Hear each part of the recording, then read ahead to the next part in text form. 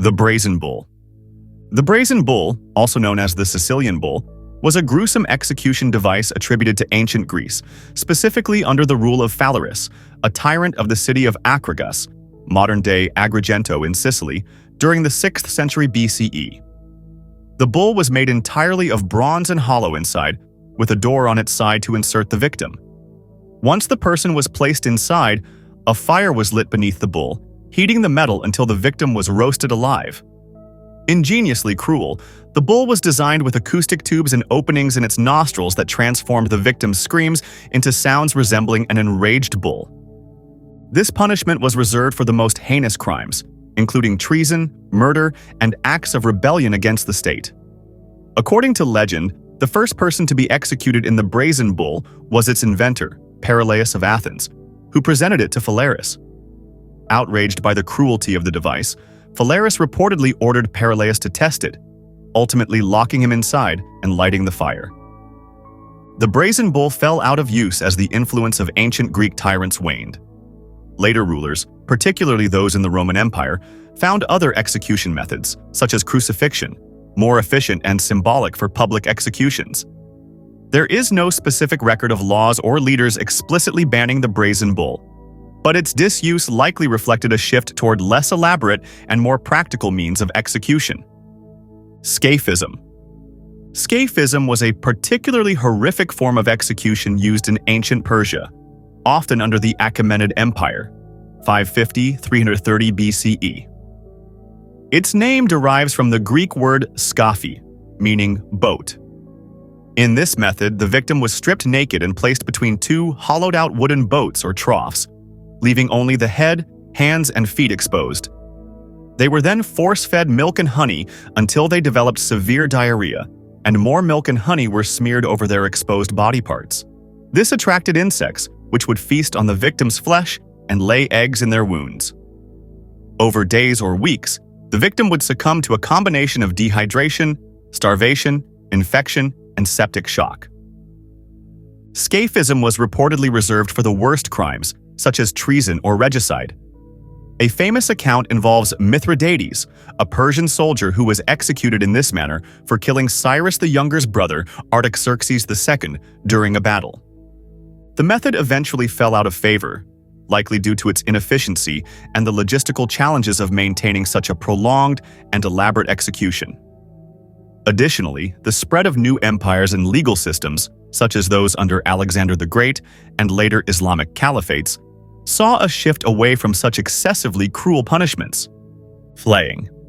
Flaying, removing the skin from a living person, was among the most sadistic forms of execution, practiced in ancient Assyria, medieval Europe, and parts of Asia. The victim was tied down, and the executioner would begin peeling the skin from the body, often starting from the face or extremities. Special care was taken to ensure the victim remained alive for as long as possible. Victims typically died from shock, blood loss, or infection, but some accounts describe individuals surviving for hours. Flaying was used to punish treason, sacrilege, or rebellion, and was also a form of religious or political intimidation. In ancient Assyria, skin from victims was sometimes displayed on walls as a warning to enemies. A notorious example comes from the reign of Ivan the Terrible in Russia, who used this punishment to deal with dissenters during his reign of terror. Flaying was abandoned as legal systems modernized, and society began to prioritize less torturous forms of execution. The sheer brutality and spectacle of the act made it a public relations nightmare, even for despotic rulers, who increasingly sought subtler ways to control populations. Pulling apart by horses. Pulling apart by horses, also known as dismemberment by horses, was a brutal execution method used in various cultures throughout history, including medieval Europe, the Ottoman Empire, and Qing Dynasty China. In this punishment, the victim's limbs were tied to 4 horses positioned to face in opposite directions. The horses were then whipped or urged to run, tearing the body apart limb by limb. The process was slow and agonizing, often requiring multiple attempts to fully dismember the person, depending on the strength of the horses and the execution setup. This punishment was reserved for the most severe crimes, such as treason, regicide, or betrayal. One of the most infamous cases was François Ravaillac, the assassin of King Henry IV of France. In 1610, after confessing under torture, Ravaillac was executed by being drawn and quartered, which included pulling apart his body with horses. The practice of pulling apart by horses was abolished in most countries by the 18th century, as legal systems modernized and public opinion turned against such excessively cruel punishments. In France, it was formally abandoned during the French Revolution, as Enlightenment ideals sought to eliminate inhumane methods of execution. The guillotine became the preferred method for its efficiency and perceived humanity. The rat torture. Rat torture was a form of execution and interrogation that appeared in various parts of the world, particularly in Europe during the medieval period and later in some South American regimes, such as under dictator Rafael Trujillo of the Dominican Republic. The method involved trapping a live rat in a cage or container placed on the victim's abdomen or chest. Heat was then applied to the container, prompting the rat to attempt escape by burrowing through the victim's flesh.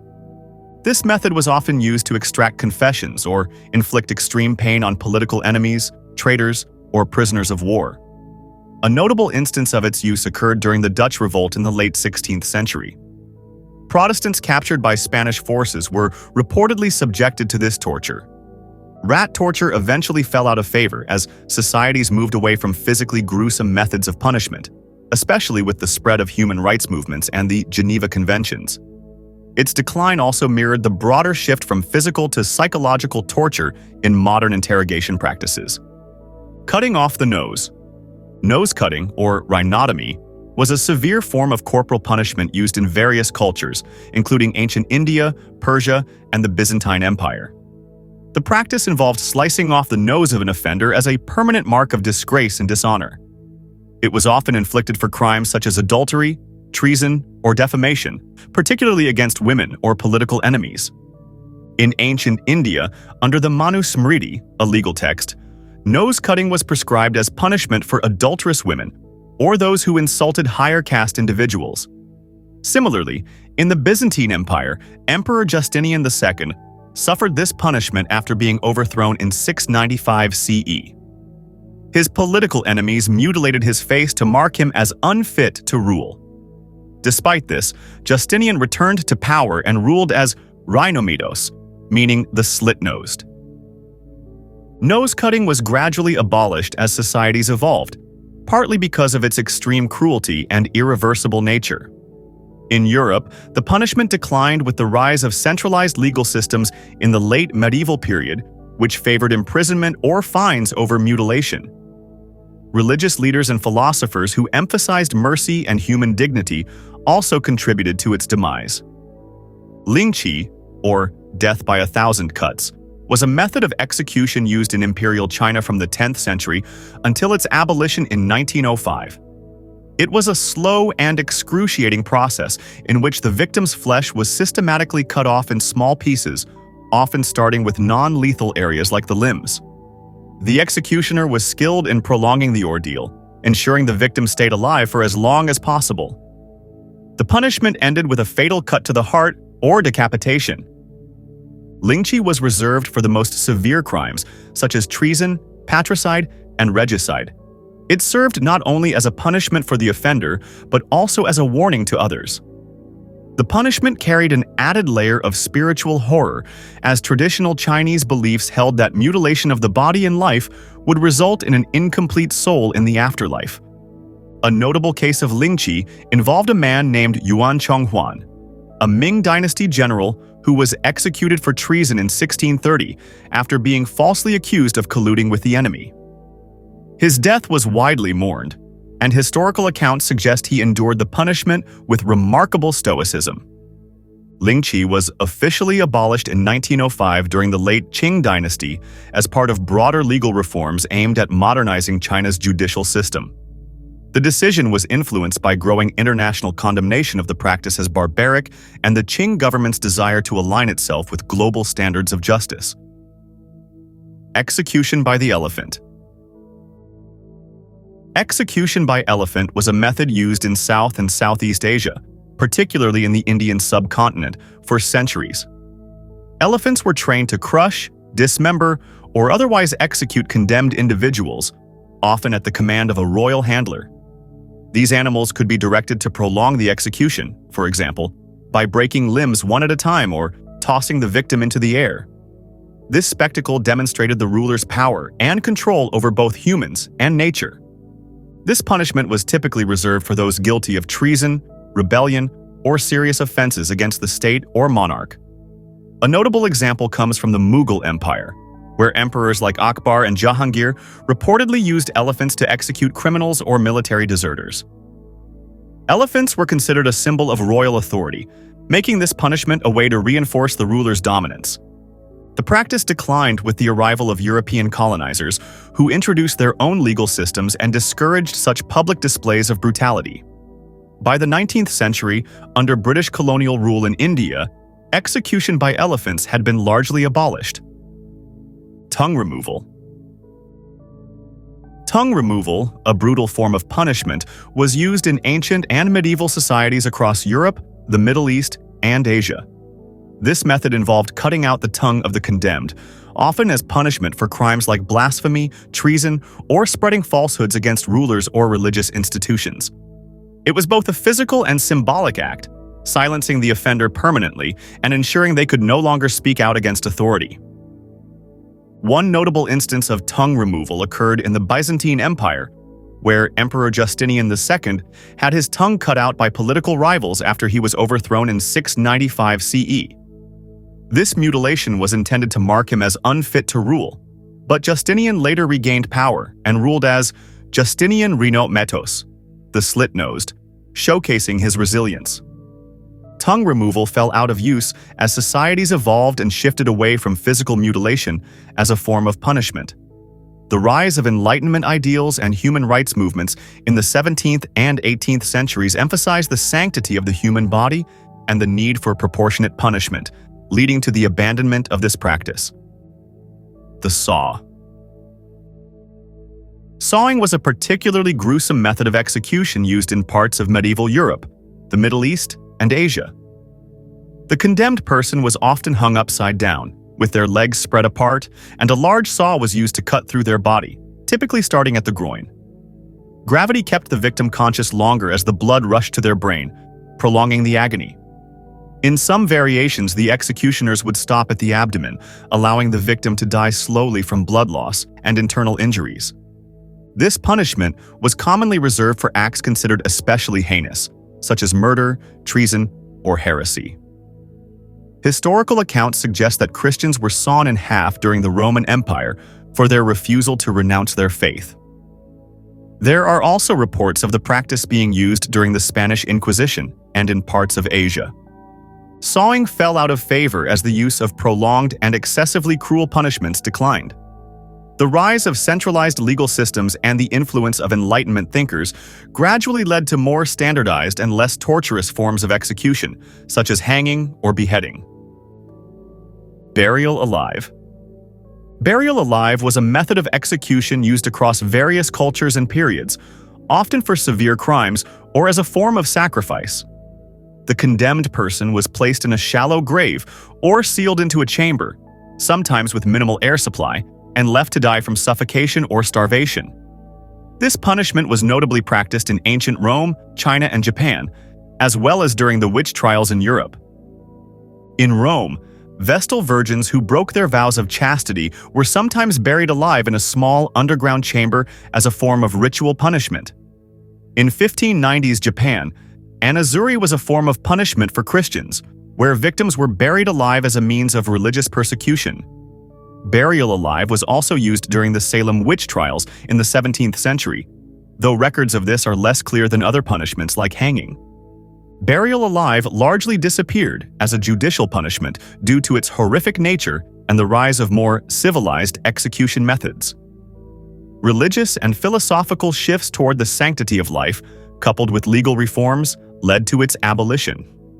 By the 19th century, it had become a relic of past legal systems. Cement shoes.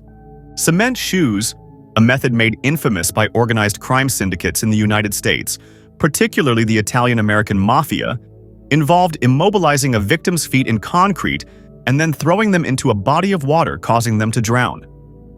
This method was not only a form of execution, but also a way to ensure the victim's body would not surface, as the concrete would act as a weight.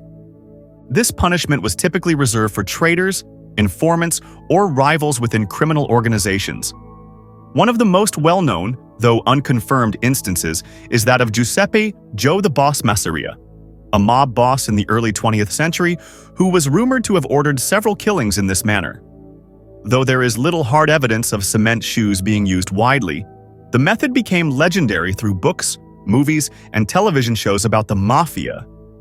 The practice of using cement shoes likely fell out of favor due to its logistical challenges and the increased sophistication of forensic techniques, which made disposing of bodies in such ways less effective. Law enforcement's growing ability to infiltrate organized crime networks also reduced the frequency of such executions. Cement shoes remain more of a cultural symbol of mafia lore than a widely documented practice. The Pit of Snakes. The Pit of Snakes was a terrifying form of execution used in various cultures, including Viking-era Scandinavia, ancient Rome, and medieval Europe. The condemned person was thrown into a pit filled with venomous snakes, such as vipers or cobras, and left to be bitten repeatedly until they died from venom or terror. This method was not only excruciating, but also psychologically tormenting due to the victim's helplessness against the snakes. This punishment was often reserved for individuals convicted of murder, treason, or betrayal. One of the most famous historical examples is Ragnar Lothbrok, a legendary Viking warrior. According to Norse sagas, Ragnar was captured by King Ella of Northumbria and thrown into a snake pit as retribution for his raids. The sagas claim Ragnar met his end defiantly, chanting that his death would be avenged by his sons. Snake pits fell out of use as they were logistically difficult to maintain, and as societies adopted more standardized methods of execution. The decline of tribal justice systems and the rise of organized legal codes in medieval Europe rendered such punishments impractical. The Blood Eagle.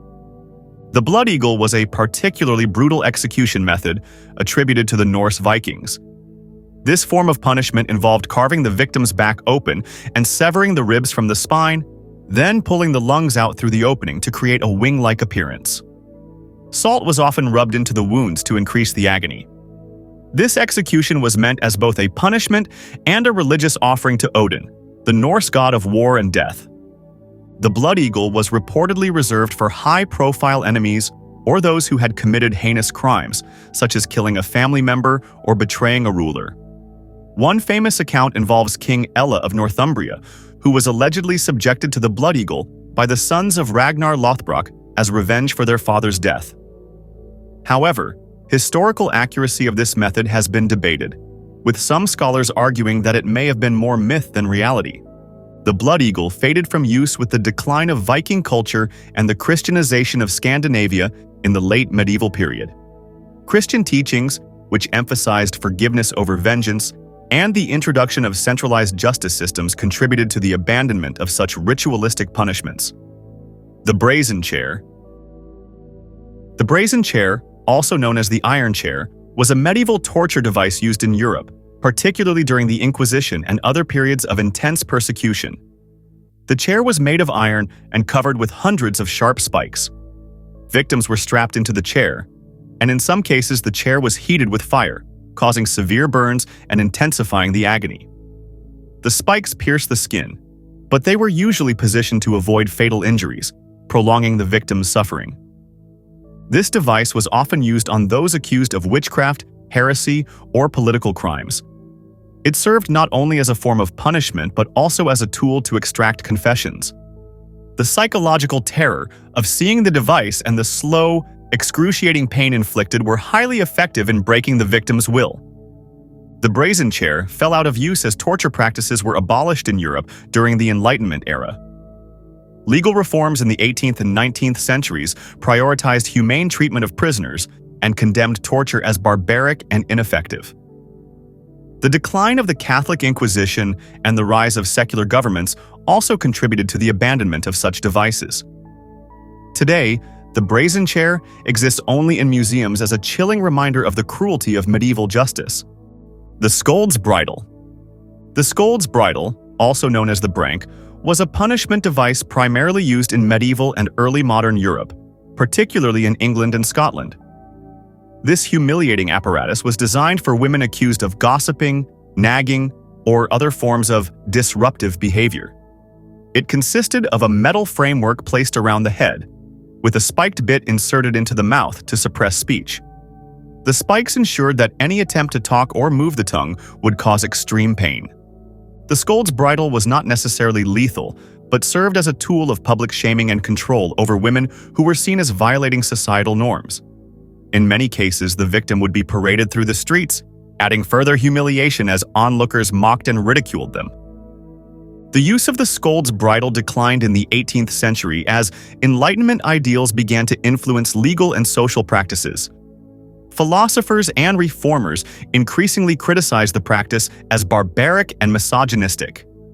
Its decline also reflected broader changes in the role and rights of women in society, as well as shifts toward less physically cruel forms of punishment. The Catherine Wheel. The Catherine Wheel, or breaking wheel, was a form of execution used widely in Europe during the medieval period. The punishment involved tying the victim to a large wooden wheel, where their limbs were stretched and then shattered with a hammer or iron bar. In some variations, the victim was tied to the wheel and left exposed to the elements or animals, dying slowly over time. This punishment was reserved for serious crimes such as murder, robbery, or treason. It was also used symbolically for cases of religious heresy.